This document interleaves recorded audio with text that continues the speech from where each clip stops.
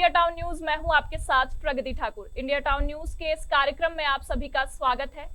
सभी राजनीतिक पार्टियां बात करती हैं विकास के मुद्दों की और हर शहर में जहां भी राजनीतिक पार्टियां हैं अपना विकास क्या कार्य हो रहे हैं इसकी बात करती हैं, लेकिन सच में क्या विकास हो रहा है ये तो केवल जमीनी हकीकत पर जनता ही जानती है। तो जनता के सवालों के जवाब को टटोलने के लिए हमारी इंडिया टाउन न्यूज की जो टीम है वो पहुंची। आपको बता दें कि जो ट्रेनों की लेट लतीफी है उसके बारे में हमारी इंडिया टाउन न्यूज की टीम ने लोगों से बातचीत की। छत्तीसगढ़ प्रदेश में लगभग 3 वर्षों से रेल यात्रा का बुरा हाल है। यहाँ समय पर ट्रेन नहीं आ रही है, वहीं यात्री ट्रेनों के कैंसिल होने का सिलसिला भी बादस्तूर जारी है। ऐसा सिर्फ छत्तीसगढ़ में ही नजर आ रहा है, क्योंकि मुंबई से नागपुर तक ट्रेन लगभग अपने निर्धारित समय से पहुंच रही है, लेकिन छत्तीसगढ़ में प्रवेश के दौरान ट्रेन घंटों विलंब हो जा रही है। ट्रेन को आउटर में रोका जाता है और मालगाड़ियों को पास किया जाता है। यात्रियों की समस्या पर सत्ता पक्ष और विपक्ष दोनों ही प्रतिनिधि मुखर होकर नहीं बोल रहे हैं, जिससे यह समस्या बरकरार है। राजनांदगांव रेलवे स्टेशन की बात करें तो यहाँ का आलम भी प्रदेश के अन्य रेलवे स्टेशनों की तरह है। यहाँ भी मुसाफिर घंटों ट्रेन का इंतजार करते करते थक जाते हैं और ट्रेन है कि आने का नाम तक नहीं लेती। लोगों की इस समस्या से रूबरू होने इंडिया टाउन न्यूज की टीम राजनांदगांव रेलवे स्टेशन पहुंचकर यात्रियों से बातचीत की। कोरोना काल से लगातार ट्रेनों की लेट लतीफी की जो समस्याएं हैं वो हमें देखने को मिल रही हैं। इस वक्त मैं राजनांदगांव रेलवे स्टेशन पर मौजूद हूं, जहां पर ट्रेनों की जो लेट लतीफी की समस्याएं हैं वो काफी ज्यादा बढ़ गई है, जिसकी जानकारी लेने के लिए हमारी टीम यहां पहुंची है। आपको बता दें कि जो यात्री ट्रेनें हैं वो लेट है, लेकिन जो मालगाड़ी जो आती है यहाँ पर ट्रेनें वो बहुत ही राइट समय पर है। तो इसका मुख्य कारण क्या है इसके बारे में भी जानेंगे। और सबसे बड़ी समस्या यहाँ के जनमानस को होती है, जो कि अपना कीमती समय लेकर यहाँ पहुंचे हुए होते हैं ये सोचकर कि ट्रेन बहुत ही समय पर आएगी, लेकिन ट्रेनों को 1-2 घंटा 3 घंटा लेट कर दिया जाता है। और सबसे बड़ी समस्या तो ये है कि 12 से 15 ट्रेनों को लगातार रद्द भी कर दिया जा रहा है, जिसकी वजह से टाइम के साथ साथ लोगों के पैसे भी वेस्ट हो रहे हैं। जिसकी जानकारी लेने के लिए हम यहाँ स्टेशन पर मौजूद हैं, यहाँ के लोगों से बातचीत करेंगे, जानकारी लेंगे कि क्या क्या परेशानियां आ रही हैं इसके कारण। बच्चे भी मौजूद हैं जिनकी जो समय है कि स्टूडेंट के लिए कितना कीमती होता है, उनसे भी जानकारी लेंगे। तो बेटा, जो ट्रेन लेट हो रही है उसकी वजह से क्या समस्याएं आ रही हैं? हम लोग को हॉस्टल भी जाना होता है, हमारी पढ़ाई भी छूट रही है। तो क्या क्या समस्याएं आ रही हैं? एक स्टूडेंट के लिए बहुत कीमती होता है उसका समय, तो क्या दिक्कत हो रही है? हमारे यहाँ पे मतलब स्कूल की 10 दिन की छुट्टियाँ थी, तो हमारी एंट्री थी 3 तारीख की। तो हम लोग 3 तारीख से रिजर्वेशन का वेट कर रहे हैं कि 3 को मिलेगी ट्रेन, 4 को मिलेगी, लेकिन हमको ट्रेन नहीं मिल रही है। सारी ट्रेन बंद हो रही हैं। अभी भी हम आए हैं तो हम घूम कर आए हैं, मतलब बांदकपुर से हमको बैठना था, लेकिन बांदकपुर से एक भी ट्रेन चालू नहीं थी डोंगरगढ़ के लिए। हम आए जबलपुर से घूम के, जबलपुर से हम यहाँ पर आए हैं और फिर यहाँ से हमको ट्रेन मिलनी थी 1 बजे का बताई थी, लेकिन वो भी लेट होके 2-3 घंटा लेट होके हमको 3 साढ़े 3 पर बता रही है। 2-3 घंटा ट्रेन लेट है, इसमें टाइम तो वेस्ट हो ही रहा है। टाइम वेस्ट हो रहा है और हमारी अभी 3 से एंट्री थी, तो हमारे यहाँ पे स्कूल में भी कितनी पढ़ाई हो गई होगी। हम देख रहे 5-6 दिन हो गए हैं लेट होने के लिए, और वहाँ से हमको कॉल आता है, फिर हमारी स्कूल की फीस फाइन भी लगता है, और हमारी टीचर्स हमको आगे पढ़ा दी थी वो भी कवर करने में टाइम लगता है। हम लोग तो 9 बजे के ट्रेन से कॉलेज जाते हैं, बट अभी बहुत दिन हो गए कि 9 बजे का जो ट्रेन है ना वो रद्द है, और सुबह 7:30 बजे वाले में जाते हैं, वो भी तो बहुत अभी लेट आ रहा है, इसलिए हमारे कॉलेज ना सही टाइम में नहीं जा पाते हम लोग। नहीं, मतलब 9 बजे का तो अभी 1 महीना हो गया। 1 महीने से 9 बजे? हाँ, रद्द है। इसका कोई कारण नहीं बताया गया? नहीं बताया गया। आधी से ज्यादा ट्रेन लेट रहती है, रद्द रहती है, आने जाने में हमको बहुत परेशानी होती है। रोज लेट होता है, रोज जा रहा है पूरा। लेकिन अभी जैसे कि 1 महीने से हमारा ट्रेन लेट हो रहा है, तो हमारे गांव तक जाने में हमें अंधेरे हो जाते हैं, फिर हमें पढ़ने का टाइम ही नहीं मिलता। फिर वही सुबह हमें फिर से आना पड़ता है 7 बजे सुबह वाले, और जो अभी 9 बजे वाला ट्रेन है वो तो अभी रद्द है। तो हमें बहुत सारी कठिनाइयों का सामना करना पड़ रहा है, जैसे कि ट्रेन लेट है। तो हम तो आए थे इतवारी रायपुर के लिए, लेकिन यहाँ आगे पता चला कि वो ट्रेन तो कैंसिल ही है, और हम 2:25 से यहाँ आए हैं। हम एक्चुअली उसके लिए आए थे, लेकिन वो ट्रेन नहीं है, तो हम अब वेट कर रहे हैं कि जो भी ट्रेन आएगी। तो अभी हमको स्टेटस में दिख रहा है कि 4:22 पे पूरी अहमदाबाद ट्रेन है। जनशताब्दी जो है, जिसके लिए हमको 4:20 को बिल्कुल वो ट्रेन आती थी, पहले आती थी, और हम लोग बराबर उसमें हम लोग जाते थे टाइम टू टाइम। और अभी ऐसा हो गया कि 5 बजे के बाद आएगी, कभी टाइम पे नहीं आती है, जिसके कारण हमको रात तक से घर पहुंचना हो पाता है। जैसे कि आपने रिपोर्ट में देखा कि जनता कितनी परेशान है, तो जनता की परेशानियों की जानकारी लेने और ट्रेन की लेट लतीफी के क्या कारण है, इसकी जानकारी को लेने के लिए हमारे साथ अभी मौजूद है भाजपा से रविंद्र सिंह जी और कांग्रेस से रुपेश दुबे जी। तो आप दोनों का बहुत बहुत स्वागत है हमारे चैनल पर। तो सबसे पहले रुपेश दुबे जी, आपसे ये जानना चाहेंगे कि जो ट्रेन की लेट लतीफी है, ये जो समस्या है काफी बड़ी समस्या है, लेकिन ये कोरोना काल से चलती आ रही है। तो कोरोना काल में इसको लेकर आपकी सरकार ने आवाज क्यों नहीं बुलंद की, क्यों नहीं आगे बढ़कर आए? और अभी जैसा कि सब जानते हैं कि विधानसभा चुनाव आने में कुछ ही महीने बाकी हैं, तब रेल रोको आंदोलन 13 सितंबर को धरना प्रदर्शन किया गया। इसके पीछे का क्या कारण है? क्या ये हम समझे कि आने वाले विधानसभा चुनाव को लेकर ये रणनीति की जा रही है? प्रकृति जी नमस्कार। देखिए, जब जब भी भारतीय रेल की विश्वसनीयता पर केंद्र सरकार ने उन प्रश्न चिन्ह लगाया है, कोरोना काल में भी जो मजदूर अन्य प्रांतों से आते थे उनके लिए पहले ट्रेनें बंद कर दी गई थी, और उसके बाद जब वो आ रहे थे कोरोना काल में आर्थिक समस्याओं से आम जनता जूझते रहे हैं, आने के लिए पैसे नहीं थे। और जब यात्रीगण, जब छत्तीसगढ़ के रहवासी यहाँ आना चाह रहे थे, तो हमने मांग करी कि आप जो गरीब आ रहे हैं, मजदूर आ रहे हैं, उनके लिए यात्रा जो ट्रेनें हैं उनके दरों में रियायत कर दें। लेकिन निष्ठुर और जो केंद्र सरकार है वो मजदूरों के प्रति भी अपनी जवाबदेही से बचती रही, जिसके कारण प्रदेश कांग्रेस कमेटी के तत्कालिक अध्यक्ष आदरणीय मोहन मरकाम जी और माननीय मुख्यमंत्री भूपेश बघेल जी के आह्वान पर प्रदेश कांग्रेस के प्रत्येक कार्यकर्ताओं ने और आम जनता ने हम एक साथ चंदा इकट्ठा करके जो ट्रेन की जो यात्रा की टिकटें हैं उसके लिए हमने रेल में भुगतान किया, ताकि मजदूर आ सके। ये छत्तीसगढ़ सरकार जो भूपेश बघेल जी के नेतृत्व में है उसकी संवेदनशीलता का परिचायक रहा है।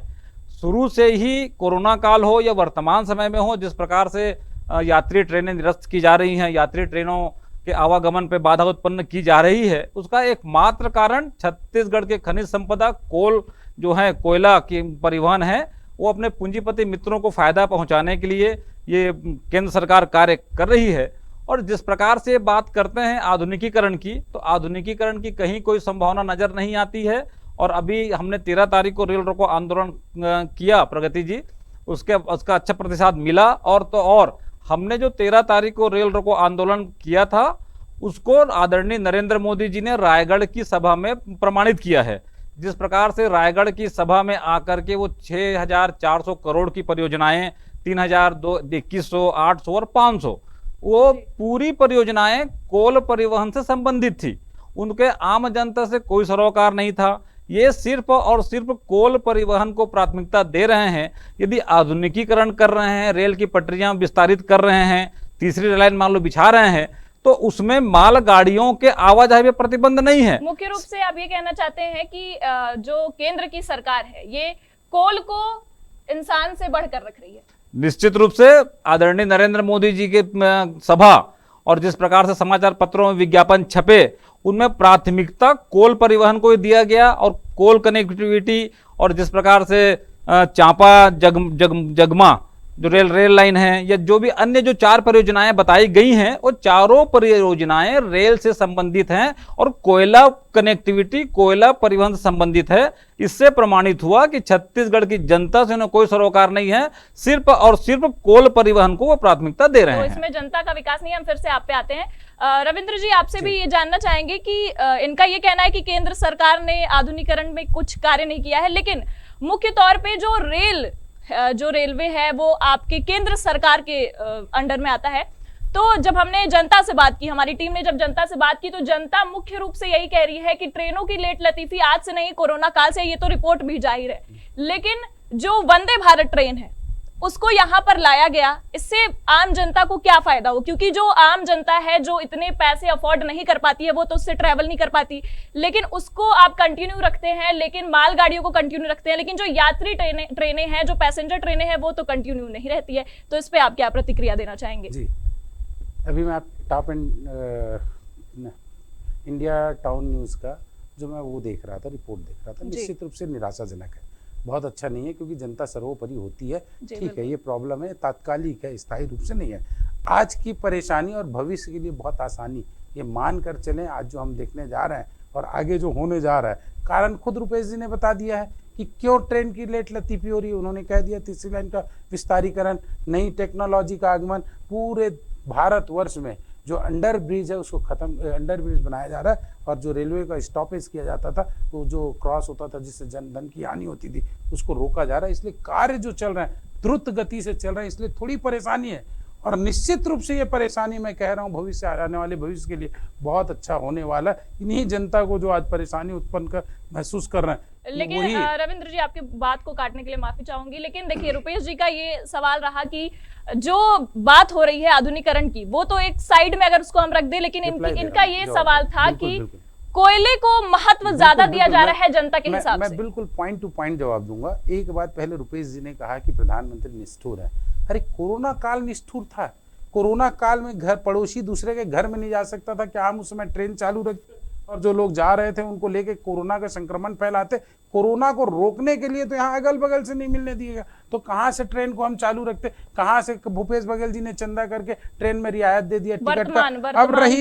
अब रही बात जो आप कह रही हैं, कोल को मतलब क्या कहते हैं प्राथमिकता दिया जा रहा है। सबसे बड़ी बात है, आपने कुछ दिन पहले देखा कि बिजली की समस्या एकदम तेजी से उत्पन्न हो गई थी। जो बिजली जो प्लांट है जहाँ से मैन्युफैक्चरिंग होती है, पूरे देश को सप्लाई होता है। आज जो हम स्टूडियो में बैठे हुए बात कर रहे हैं, 2 दिन का मतलब कोल बचा हुआ था, 2 दिन का कोल। पूरे जो हमारा छत्तीसगढ़ और बिहार झारखंड यही कोल का मेंस मुख्य उत्पादन करता है, यही हमारी माइंस है। हम कोल को ले जाके पूरे देश को बिजली देना चाह रहे थे, इसलिए क्या कहते हैं उस समय थोड़ी समस्या आई। उसको प्राथमिकता में रखना किसी व्यक्ति विशेष के लिए नहीं है, इस पूरे देश के लिए। यदि उस कोल को ना निकाले, हम समय पे ना पहुंचाए, तो पूरे देश की इलेक्ट्रिसिटी खत्म हो जाएगी। फिर उसके बाद क्या करेंगे आप? पब्लिक को जो हो रही है परेशानी मैं मानता हूं, लेकिन मैंने फिर कहा कि आधुनिकीकरण का काम चल रहा है, विस्तारीकरण का काम चल रहा है, कोल को ले जाने का काम चल रहा है, इसलिए थोड़ी परेशानी हो सकती है। अब रही बात राजनीति पे, मैं इससे चर्चा कर लेता हूँ। 1947 में भारत आजाद हुआ, उस समय रेलवे लाइन कितनी थी? 53,000 किलोमीटर था। 1947 से 2014 तक मात्र 10,000 किलोमीटर रेलवे लाइन बना, और ये हम पे रेलवे को सीख देंगे। दूसरा बड़ा उदाहरण देता हूं मैं, इसी राजनांदगांव का। डोंगरगढ़ से बिलासपुर रेलवे लाइन था, जिसके लिए लोकसभा में प्रश्न लगाया गया, इसका सर्वेक्षण हो चुका है, लाइन कब शुरू करेंगे? तो केंद्र में कांग्रेस की सरकार थी, अधीर रंजन चौधरी जी का रिप्लाई है, जो आज नेता प्रतिपक्ष है। उन्होंने क्या कहा कि हमने सर्वे किया डोंगरगढ़ से बिलासपुर, ये आर्थिक दृष्टि से अनुपयोगी है, आर्थिक दृष्टि से इससे कोई पैसा प्राप्त नहीं होने वाला है, इसलिए हम इसको प्रारंभ नहीं कर सकते। ये केंद्र सरकार जो कांग्रेस की थी, उन्होंने रिप्लाई दिया, उन्होंने आर्थिक दृष्टि से अनुपयोगी कहा गया। उन्होंने नहीं देखा कि डोंगरगढ़ से कंवर्धा जाएगी, खैरागढ़ जाएगी, चुई खदान जाएगी, गंडई जाएगी, पंडरिया जाएगा, बिलासपुर जाएगा, उनकी सुविधाओं को नहीं देखा, आर्थिक दृष्टि से अनुपयोगी करके बंद कर दिया गया। उसके बाद में देखिए परिवर्तन क्या होता है, राजनीति क्या होती है, मैं बता रहा हूँ। उसके बाद जब केंद्र में सरकार आई, मोदी जी की सरकार, अभिषेक सिंह जी सांसद थे, प्रयास करके उसी रेलवे लाइन को, जिसको लिखित में कांग्रेस ने कहा हम चालू नहीं कर सकते, हमने चालू करवाया उसको। हमने उस सर्वे के लिए पैसा दिया, छत्तीसगढ़ रेलवे कॉर्पोरेशन का गठन किया गया। अफसोस की बात है, जब वो काम प्रारंभ हो रहा था, भूपेश बघेल जी की सरकार आने के बाद फिर बंद हो गया। तो कौन जनता के बारे में बात कर रहा है? हमने जो बंद परियोजना थी उसको चालू करवाया, जब चालू होने की कगार थी, हमारी सरकार चली गई। इनके झूठे घोषणा पत्रकार, जब भूपेश बघेल की सरकार आई तो उसको प्रारंभ क्यों नहीं कराई, बताइए। जी रविंद्र जी, ये भी हम जानना चाहेंगे कि अभी वर्तमान की अगर बात करें तो छत्तीसगढ़ में आने वाला विधानसभा चुनाव बहुत नजदीक है, तो केंद्र से भी आ रहे हैं मंत्री लोग, लेकिन इस समस्या को जो कि जनता के हित में है, जनता को कितनी तकलीफ हो रही है आपने रिपोर्ट के माध्यम से देखा ही, तो इसको लेकर क्यों नहीं बातचीत की गई आपकी सरकार के द्वारा? बिल्कुल बातचीत की गई है। राजनांदगांव में देखिए मैं बताता हूँ, एक ही मतलब क्या कहते हैं, रेलवे पटरी के उस पार, रेलवे पटरी के इस पार जोड़ने के लिए एक ही चीज था, ब्रिज था, केवल एक ब्रिज था ना। डॉक्टर साहब ने मोतीपुर अंडर ब्रिज का निर्माण करवाया, फिर अभी गौरी नगर अंडर ब्रिज का निर्माण हो रहा है, और साथ ही क्या कहते हैं रेलवे फाटक जो है उसको वहां पर भी अंडर ब्रिज, कुछ 1-1.5 किलोमीटर के अंतराल में 3-3 रेलवे अंडर ब्रिज बन रहा है। ये तो आजादी के बाद से नहीं हुआ, अब हो रहा है और काम चल रहा है। इसलिए काम जो चल रहा है जनता के विकास के लिए, जनता के हित के लिए, जनता की सुविधा के लिए, इसलिए थोड़ी लेट लतीफी हो रही है। हम भी जानते हैं, हम भी इस बात को समझते हैं कि परेशानी हो रही है, लेकिन ये परेशानी किसके लिए हो रही है? उस परेशानी को दूर करने के लिए जो आज जनता को हो रही है। परेशानी को दूर करने की अगर हम बात कहें तो जो जनता है उनके पैसे भी वेस्ट हो रहे हैं समय के साथ साथ, क्योंकि ज्यादातर आप लोग, आपकी जो सरकार है वो ट्रेन लेट लतीफी, चलिए ठीक है कि लेट हो रही है, लेकिन ट्रेन कैंसिल हो जा रही है, तो जनता को उससे तो ज्यादा तकलीफें हो रही है। तो ट्रेन कैंसिल होने का मुख्य कारण क्या है? कोरोना काल को बीते साल हो गए, मैंने इसलिए लेकिन अब जाकर अगर ये समस्या नहीं सुलझी तो क्या हम समझे कि आगे सुलझ पाएगी, क्योंकि जनता बहुत ज्यादा परेशान है रविंद्र जी। बिल्कुल मैं स्वीकार करता हूँ जनता परेशान है, लेकिन ट्रेनें कैंसिल भी हो रही तो उसके टेक्निकल कारण है। अभी कम से कम पहले 3 किलोमीटर रेलवे लाइन नहीं बनता था, आज 3 गुना ज्यादा रेलवे लाइन इस मोदी सरकार में बन रही है, उन्हीं की सुविधा के लिए बन रही है। मैंने फिर कहा कि तात्कालिक समस्या स्थायी समस्या नहीं है, और आगे भविष्य को कुछ पाने के लिए जैसे हम पैसा को बचा के पेंशन प्राप्त करते हैं उसके लिए पैसों को काटा जाता है, वैसे ही ये समस्या उत्पन्न है। मैं फिर कह रहा हूँ ये बहुत जल्दी समस्या दूर हो जाएगी। हमारी सरकार भी इसके लिए प्रयास कर रही है, केंद्र सरकार से राजनेताओं के जनप्रतिनिधि भी कर रहे हैं। मुझे अफसोस होता है कि कांग्रेस इस पर राजनीति करती है। तो आपने सुना रविंद्र जी का कहना है कि कांग्रेस इस बात पर राजनीति करती है, तो इनका मुख्य रूप से आपसे यही सवाल है कि क्या जो आपकी सरकार ने धरना प्रदर्शन किया तो क्या ये राजनीतिक तौर पर किया, ये आपकी रणनीति है कि अगर उस समय नहीं किया तो अब सरकार कुछ नहीं कर रही है, केंद्र की जो सरकार है रेल को लेकर जनता के हित में, तो क्या अब हम धरना प्रदर्शन कर सरकार पर इल्जाम लगा सकते हैं? कांग्रेस राजनीति नहीं करती, काजनीति में विश्वास करती है। जिस प्रकार से डोंगरगढ़ कवर्धा रेल लाइन के बारे में बात कर रहे थे, डोंगरगढ़ कवर्धा रेल लाइन का भूमि पूजन 6 अक्टूबर 2018 को डॉक्टर रमन सिंह जी ने किया। उस दिन आचार संहिता लगा और उसकी स्वीकृति होती है सितंबर 2020 में। तो बिना स्वीकृति के भूमि पूजन करके श्रेय लेने का काम डॉक्टर रमन सिंह जी ने किया। और तो और जिस प्रकार से सर्वे हुआ था, और सर्वे के बाद जैसे कवर्धा है, कवर्धा से 10 किलोमीटर दूर स्टेशन बन रहे हैं, और कोई भी गांव है, गांव से 5-7 किलोमीटर दूर स्टेशन बनेंगे तो उसका लाभ जनता को नहीं मिलेगा। इसलिए माननीय मुख्यमंत्री भूपेश बघेल जी ने 24 सितंबर 2022 को केंद्र रेलवे मंत्री को पत्र लिखा, प्रधानमंत्री जी को पत्र लिखा कि जो रेलवे लाइन बन रही है वो आम जनता के सुविधाओं के लिए बने। लेकिन इस दिशा में कोई कार्रवाई नहीं की गई। और तो और किसानों के जमीनों को चिन्हांकित कर लिया गया था, मुआवजा सेंट्रल गवर्नमेंट को देना था, उसके संबंध में भी कोई कार्रवाई नहीं करी है। और कांग्रेस ने आम जनता के लिए प्रारंभ से ही आवाज उठाई है। जब रेलवे का कोरोना काल में स्थगित हुआ था, उसके बाद अभी जो वर्तमान में जो बड़ी लंबी दूरी की यात्री की ट्रेनें स्थगित की जा रही हैं, अब तो बिलासपुर से रायपुर और रायपुर से डोंगरगढ़ तक की जो लोकल ट्रेनें हैं, मेमू ट्रेनें हैं, वो भी निरस्त करके आम जनता को तकलीफ देने का काम भाजपा कर रही है। लेकिन प्रारंभ में धरना प्रदर्शन क्यों नहीं हुआ रेल को लेकर? क्योंकि रेल की समस्या, ट्रेनों की लेट लतीफी की समस्या आज से नहीं है, कोरोना काल से ही है। चलिए हम मान लेते हैं कि कोरोना काल में नहीं करना था, उसके बाद कोरोना काल को बीते वर्ष हो गए, लेकिन उस समय आपने नहीं किया और आज विधानसभा चुनाव बहुत ही नजदीक है, तब जाकर आपकी पार्टी द्वारा धरना प्रदर्शन किया जा रहा है। इसको हम चिन्हित करके क्या माने कि ये तो रणनीति ही है, क्योंकि विधानसभा चुनाव को लेकर हमारे पास मुद्दे हैं रेल को लेकर, क्योंकि जनता बार बार यही सवाल कर रही है, क्योंकि उनको तकलीफ हो रही है कि ट्रेन की लेट लतीफी हो रही, तो मुख्य मुद्दा यही है, इसलिए आपने इसे उठाया। प्रगति जी, छत्तीसगढ़ में पहले ही बताया, छत्तीसगढ़ में जिस प्रकार से कोल परिवहन के लिए यात्री ट्रेनों को बाधित किया जा रहा है, ये पूरी तरह से सार्वजनिक है। और बता दें कहां कहां पर तीसरी लाइन का काम हो रहा है। क्या तीसरी लाइन का काम यदि हो रहा है तो क्या उन तीसरी लाइन में यात्री ट्रेनों को ही बाधित किया जाएगा, मालगाड़ी को बाधित नहीं किया जाएगा? आप किसी भी आउटर स्टेशन में या स्टेशन में बैठ कर देखेंगे तो एक यात्री ट्रेन बमुश्किल निकल गई, लेकिन 7 से 8 कोयले से भरी हुई मालगाड़ियां धड़धड़ा से परिवहन करते हुए निकलती है। ये आम जनता के लिए पीड़ादायक है। और आधुनिकीकरण करने की बात करते हैं, आप मेट्रो सिटी में जाएंगे, इनके द्वारा आधुनिकीकरण किया गया है। जो प्लेटफॉर्म टिकट 5 रुपया 10 रुपया था, 50 रुपया और 100 रुपया है।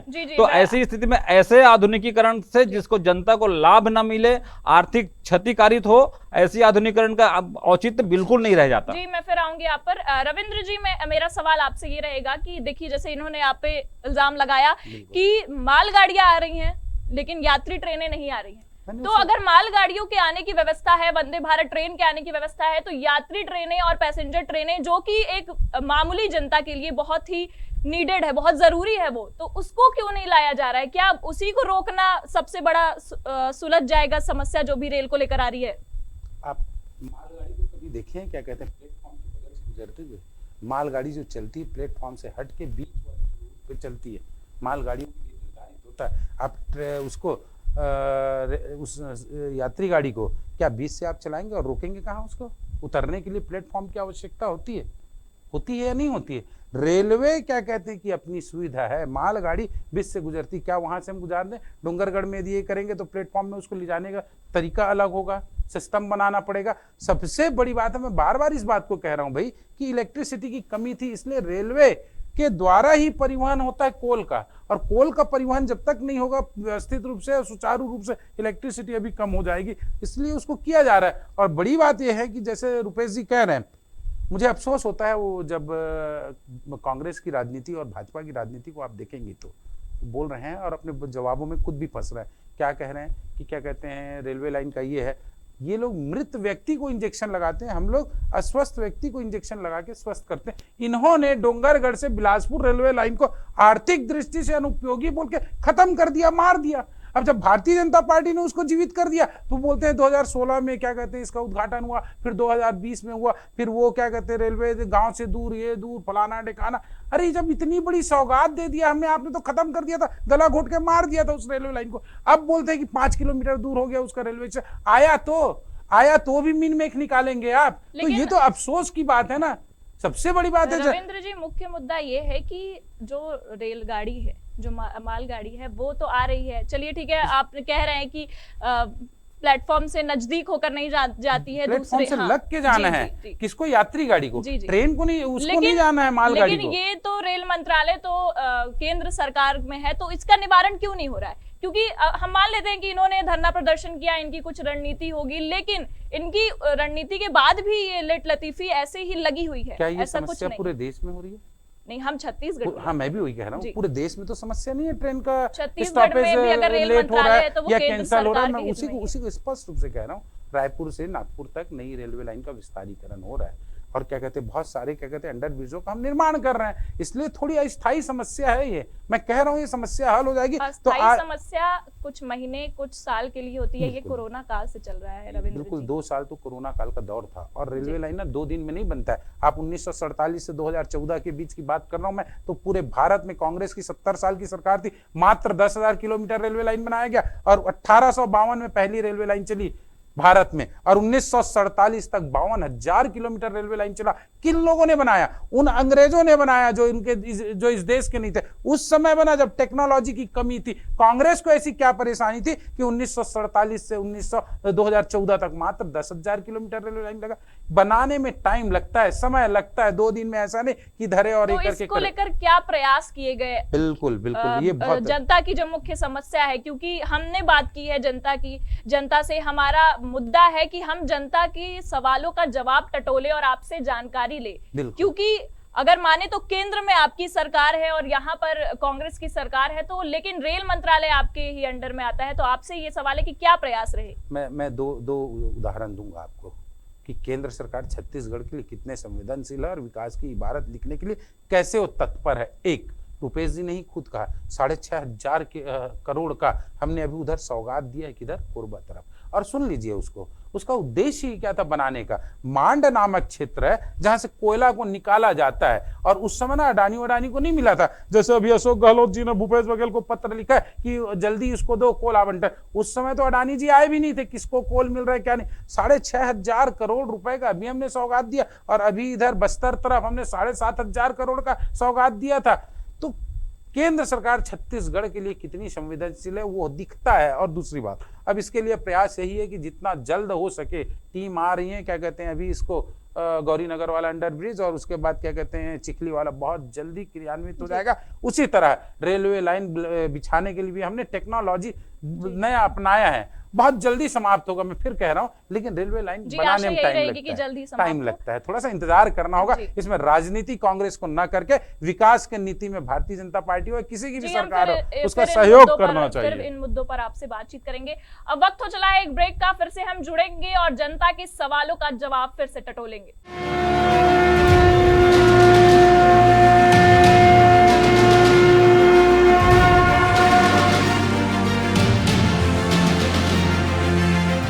हम आए हैं संगीत की नगरी कहे जाने वाला शहर खैरागढ़ विधानसभा क्रमांक 73 में। जानेंगे कि यहाँ की आम जनता है जो आगामी चुनाव है उनमें किन मुद्दों को लेकर अपनी सरकार चुनेगी, अपना वोट डालेगी। जो भूपेश काका बोलते हैं, तो इसी भूपेश काका सिर्फ किसानों को लिए किया है, हम आम लोगों के लिए नहीं किया है। पढ़े लिखे होने के बावजूद भी घर में बैठे हुए हैं, तो जो सरकार हम लोग को इस सब चीज़ में अच्छे से व्यवस्था करके देगी, हम उनको ही चुनेंगे। अभी महंगाई, भ्रष्टाचारी, बेरोजगारी, ये तीनों मुद्दे ज्वलंत मुद्दे हैं जो खैरागढ़ विधानसभा क्या, छत्तीसगढ़ क्या, पूरे भारतवर्ष में फैले हुए हैं। ये नहीं कि हमला कांग्रेस चाहिए, भाजपा चाहिए, ऐसे हमारे मन के सोच नहीं है।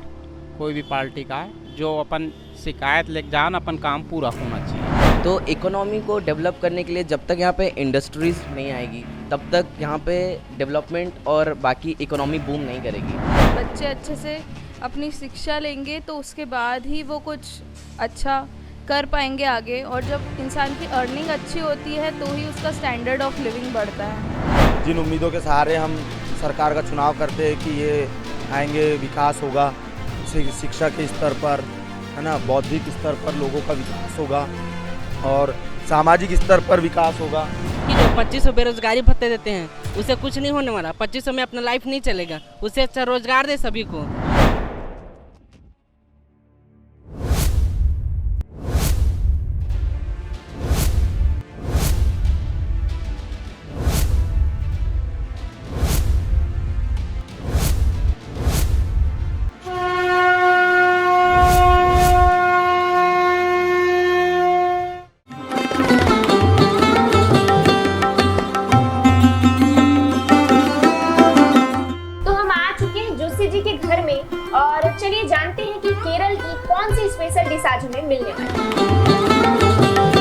आज मैं पुट बनाने जा रही हूँ। पुट एंड कडला करी बोलते हैं। जैसे कि हमने जाना कि आज जोशी जी बनाने वाली है पुट, तो चलिए देखते हैं कि कैसी है ये रेसिपी और क्या इंग्रेडिएंट्स। स्वाद के शौकीनों के लिए खास कार्यक्रम जिसमें देखेंगे स्वादिष्ट व्यंजनों को तैयार करने का सिलसिला, सिर्फ इंडिया टाउन न्यूज पर। ब्रेक के बाद आपका एक बार फिर स्वागत है। अब हम फिर से जुड़ चुके हैं आप दोनों के साथ और जनता की आवाज बनकर फिर से उनके सवालों का जवाब टटोलेंगे। रविंद्र जी, आपसे बात चल रही थी कि आपने कहा था कि समस्या जल्द ही खत्म हो जाएगी, तो अब आपको जो आपने ये बात कही, तो अब हम आपसे भी जानना चाहेंगे कि इनका कहना है कि समस्या जल्द ही खत्म हो जाएगी, लेकिन वो जल्दी कब आएगा ये नहीं बता पा रहे हैं, तो इस पे आपकी क्या प्रतिक्रिया रहेगी?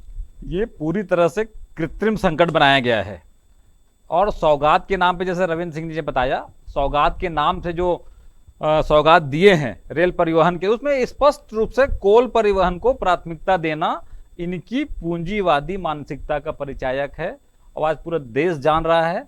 इनको आम जनता से कोई सरोकार नहीं। जैसे छात्र छात्राएं हैं, वृद्धजन हैं, उनको, और रविंद्र सिंह जी ने एक बात स्वीकार करी है कि मालगाड़ी बीच के ट्रेन से गुजरती है, जब स्टेशन के बीच की लाइन से गुजरती है तो इसके बाजू जो प्लेटफॉर्म से लगा हुआ ट्रैक है वो तो यात्री ट्रेनों के लिए है, तो कम से कम उसमें यात्री ट्रेन को तो चलाएं। माने यात्री ट्रेन को बाधित करने का कोई पर्याप्त कारण नहीं है, लेकिन उन्हें सिर्फ और लेकिन यात्री ट्रेनों की आप बात कर रहे हैं, आपकी सरकार ने धरना प्रदर्शन तो किया, लेकिन क्या फायदा हुआ, क्या लाभ हुआ? कुछ भी लाभ देखने को नहीं मिल रहा है, क्योंकि समस्या वही की वही टिकी हुई है। तो उसके बाद अगला कदम क्या निकल कर आएगा? कांग्रेस निश्चित रूप से आम जनता के लिए चरणबद्ध आंदोलन करती रही है और हमें ऐसा लगता है कि जिस सरकार को आम जनता से कोई सरोकार नहीं है, वो तमाम तरह के विपक्षी दल यदि आंदोलन करते हैं, जनता की बात करते हैं, तो उनको उससे कोई मतलब नहीं है। वो अपनी हठ धर्मिता पे टिके हुए हैं। यदि उनको चाहते हैं तो कम से कम जो लोकल जो ट्रेनें हैं, बिलासपुर से रायपुर तक की जो ट्रेनें हैं, डोंगरगढ़ तक की जो ट्रेनें हैं, उसमें जिसमें प्रतिदिन यात्री या जो डेली अप डाउन करने वाले यात्री हैं, यात्रा करते हैं, छात्र छात्राएं हैं और जो अनिवार्य जो व्यापारी वर्ग हैं, वो जाकर के अपना रोजमर्रा के जो काम काज है उसको संपादित कर ले, और रेल के परिवहन से यात्रियों के ट्रेनों को निरस्त करने से अर्थव्यवस्था पर भी बाधा उत्पन्न होती है। लेकिन केंद्र सरकार की सीधी बात, चूंकि रेलवे केंद्र सरकार के अधीन आती है और ऐसे स्थिति में केंद्र सरकार का प्रथम राजधर्म होता है कि वो यात्री ट्रेनों का परिचालन प्रारंभ करे। और पहले लंबी दूरी की यात्री ट्रेनें निरस्त होती थी, अब तो जो छत्तीसगढ़ के जो यात्री ट्रेनें हैं, बिलासपुर से डोंगरगढ़ तक की जो मेमू ट्रेनें हैं, उनको भी निरस्त करके यहाँ की जनता के साथ पक्षपात और यहाँ की जनता को यातनाएं देने का काम कर रहे हैं। इसलिए कांग्रेस ने जन आंदोलन छेड़ा था और आने वाले दिनों में ये समस्या स्थिर रहेगी तो कांग्रेस और उग्र आंदोलन करने के लिए तत्पर रहेगी। लेकिन रविंद्र जी का तो कहना है कि ये समस्या अस्थायी है, और आपका भी हम प्रतिक्रिया जानना चाहेंगे कि समस्या अस्थायी है तो अभी तक क्यों नहीं खत्म हो पाई, क्योंकि कोरोना काल को बीते 2 वर्ष हो चुके हैं। प्रगति जी, केंद्र सरकार में इच्छा शक्ति का अभाव है।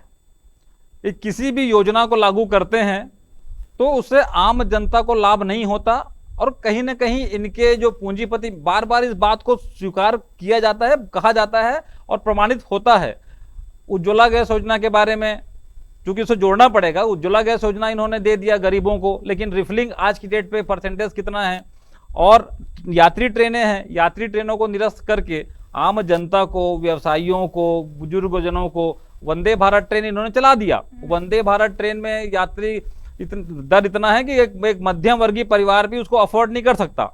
लेकिन अभी वंदे भारत ट्रेन की जब यात्रियों में कमी हुई तो इनके द्वारा उसकी बोगियों में कमी कर दी गई और उसके बाद अब बताते हैं कि वंदे भारत को अच्छा प्रतिसाद मिल रहा है। अरे भाई, आप ट्रेनों की बोगी कम कर देंगे तो यात्री तो उतरे हैं ना, तो उसके बाद परसेंटेज निकाल कर अपनी उपलब्धि बताते हैं। इन सब चीज़ों से केंद्र सरकार को बाज आना चाहिए और आम जनता को सुविधाओं के लिए जो योजनाएं लागू करें और आम जनता को जिससे सुविधा मिले वैसा कार्य योजना करना चाहिए। इसमें कहीं राजनीति नहीं होना चाहिए, राजनीति से परे हटकर जनता के हितों के लिए काम करना चाहिए।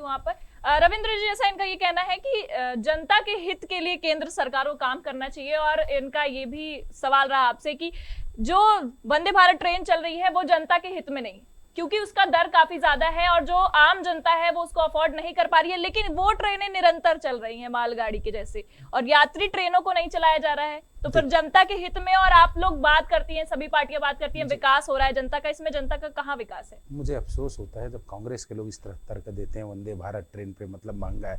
वो तो जो उसका शेड्यूल बना था, प्रीमियम ट्रेन है, उसका रेट तय था, उसमें नहीं जा सकते, दूसरे नहीं जा सकते। भाई हम ट्राई की वो भी कर रहे हैं कि ऑप्शन दे रहे हैं। और रही बात वंदे भारत ट्रेन, जब राजनाथ रुक रहा था तो कांग्रेस ही बहुत वंदे भारत ट्रेन रुक गया तो अब दुनिया भर की बात हो रही। स्टॉपेज तो हुआ ना, सांसद जी की सक्रियता से मिला ना, राजनाथ की जनता को सुविधा तो मिली ना। जो नहीं जा सकता नहीं जा सकता। दूसरी बात बताता हूँ मैं कैसे विकास और विनाश में अंतर होता है। राजनांदगांव से सारनाथ एक्सप्रेस जाती नहीं थी दुर्ग तक का, उसका विस्तारीकरण करवाया गया था हमारे प्रयास से। कहाँ तक? एक नेता, मैं नाम अभी ना लेना चाहूँ, ज्यादा अच्छे दिवंगत हो गए, उनके प्रयासों से जो राजनांदगांव डोंगर गोंदिया से विस्तार हुआ था उसको रोक दिया गया और ईगो हर्ट करके उसको दुर्ग तक चलवाया गया। राजनांदगांव की जनता को मिल रही सौगात को ना कांग्रेस ने छीना। सारनाथ जब मृत्यु के लिए हो जाता है, दाह संस्कार के लिए जाते हैं लोग, उनको कांग्रेस। जी, लेकिन मेरा ये आखिरी सवाल आपसे रहेगा, क्योंकि केंद्र में आपकी सरकार है और रेल मंत्रालय आपके ही अंडर में है, तो आप लोगों ने इसके विषय पर क्यों नहीं बात किया? और यहाँ पर सांसद भी आप ही के हैं, तो फिर आपने जनता के लिए जो वंदे भारत ट्रेन है उसकी जो दर है उसको कम करने की बात क्यों नहीं कही गई? वंदे भारत ट्रेन तो राजनांदगांव के लिए, छत्तीसगढ़ के लिए उसके रेट कम नहीं होंगे। उसके दर जो हैं सब जगह किलोमीटर के हिसाब से पूरे भारत में है। कांग्रेस को राजनीति करना वो बात अलग है। क्या वंदे भारत के अलावा और ट्रेन नहीं है? वंदे भारत का तो स्पेशली सबसे रविंद्र जी, हाँ, क्योंकि और ट्रेनें चल रही हैं। अभी नहीं, कोरोना काल से ही बंद है, लेकिन अभी समस्या कोरोना काल की चली। और मेन कारण जैसे कि ये बोल रहे हैं कि पूंजीवादी सोच की बात है।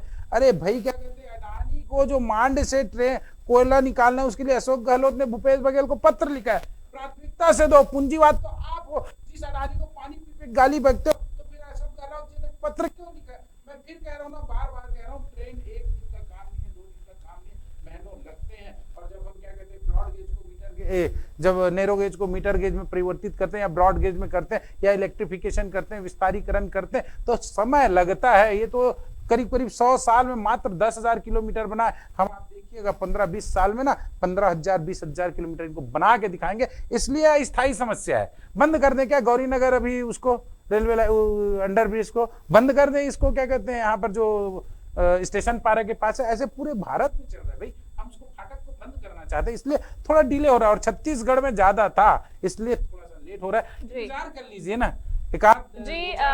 अशोक जी, क्या जी जी जी जी जी रुपेश जी, आप इनका ये सवाल आपसे रहा कि जो सरकार है, मतलब जो आपकी सरकार है, जब उनकी सत्ता थी तो केवल 10,000 ही काम हो पाए, और इनका चुनौती है कि वो 15,000 किलोमीटर तक के काम कर देंगे। तो क्या इस पे आप क्या आरोप? हमने अभी कर दिया 6-7 हजार किलोमीटर का। अभी मैं आपको बता रहा हूँ, सुनिए, 2014 से 2022 तक 7000 किलोमीटर रेलवे लाइन बन चुका है। सिक्किम में रेलवे स्टेशन नहीं था, वहां हमने रेलवे स्टेशन 20 साल की बना दिया हमने। इन्होंने तो ये आपसे ज्यादा करके दिखाएंगे, तो इस पर आप क्या कहना चाहेंगे? लोकसभा का रिकॉर्ड जी है जी भाई। जी, हम आपसे जानना चाहेंगे। थोथा चना बाजे घना, जिस प्रकार से भारतीय रेल की विश्वसनीयता पर इन्होंने प्रश्न चिन्ह लगाया और यात्री गण अब तो टिकट का रिजर्वेशन कराने के लिए और टिकट को कटाने से पहले भी डरते हैं कि कब ट्रेन कैंसिल हो जाएगा, जो दैनिक उपयोग की चीजें हैं या मैं कहीं जाना चाह रहा हूं तो वो कैंसिल करना ना पड़ जाए। तो इन्होंने जो भारतीय रेल की विश्वसनीयता पर प्रश्न चिन्ह लगा दिया, उसके बाद ये विकास की बात करेंगे। विकास सतत प्रक्रिया है, जो सरकार रहती है उसको आम जनता के लिए विकास करनी होती है, लेकिन उस विकास के नाम पर आम जनता को परेशान करना ये निश्चित रूप से सरकार की निष्क्रियता है। और सारनाथ एक्सप्रेस अभी वर्तमान में सारनाथ एक्सप्रेस को जिस प्रकार से बंद करके जो छत्तीसगढ़ से और जो ट्रेनें गुजरती हैं उन ट्रेनों में आदमी अपना अस्थि अपने पितृ हैं, जो दिवंगत आत्माएं हैं, उनके अस्थियों को विसर्जित करते हैं। उन ट्रेनों को भी बाधित करके भाजपा ने अपने हिंदुत्व के विरोधी चेहरे को भी उजागर किया है। अब आप जो इन्होंने आप पे आरोप लगाया है, हम बस आपका आखिरी में आपका जानना चाहेंगे कि आप मैं लास्ट दे रहा हूँ। राजनांदगांव तक सारनाथ ट्रेन आ रही थी, उसको इन्होंने बंद करवा दी। उसके बाद पितृतर्पण की बात करते हैं या उसके लेट लतीफी की बात करते हैं, और कैसे मतलब सरकार क्या कहते हैं निष्क्रिय होती है, उसका उदाहरण मुझसे सुनिए। प्रधानमंत्री आवास के लिए हमने 16 लाख घरों के लिए पैसा दिया, आंकड़ों पे पहले कंफर्म हो जाइए, आंकड़े 16 लाख के बिल्कुल एकदम सत्य है, अकाट्य सत्य है, वो हमने दिया भी विधानसभा में। तीसरी बात, आप क्या कहते हैं, जो शराबबंदी पे जो वादा था ना, वो सब किए नहीं हुई। आप लोग की असफलता है, हमारी सफलता दुनिया देख रही। केंद्र सरकार कोरोना काल में भी जब ट्रेनें बंद थी तो कांग्रेस सरकार ने बस चला करके अस्थि विसर्जन की व्यवस्था करी थी।